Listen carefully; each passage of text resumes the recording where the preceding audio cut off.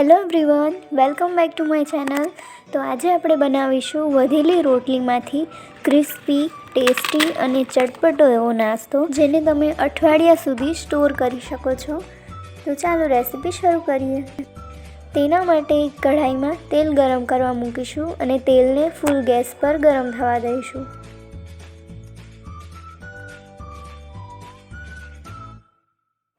હવે મેં અહીંયા બપોરની વધેલી 4 થી 5 રોટલીઓ લીધી છે, તેને આપણે તેલમાં ગરમ કરીશું।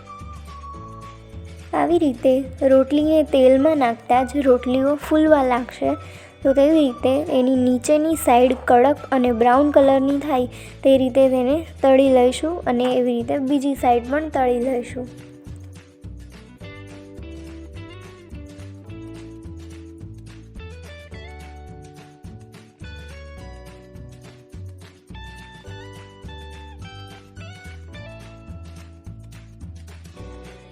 તો આ રીતે બંને સાઈડ બ્રાઉન કલરની થઈ જાય એટલે તેલને નિતારીને રોટલી કાઢી લઈશું। તેવી જ રીતે બધી રોટલીઓ તળી લઈશું। આ રોટલીમાં ચટપટો ટેસ્ટ લાવવા માટે એક વાટકીમાં મસાલો તૈયાર કરી લઈએ। તેમાં તમારી જરૂર પ્રમાણે મીઠું, ધાણા જીરું, મરચું અને મેગી મસાલો ઉમેરી હલાવી લઈશું।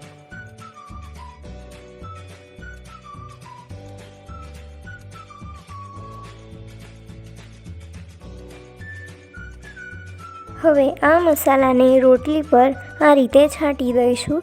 તો આ રોટલીને તમે અઠવાડિયા સુધી સ્ટોર કરી સવાર અને સાંજના નાસ્તામાં લઈ શકો છો।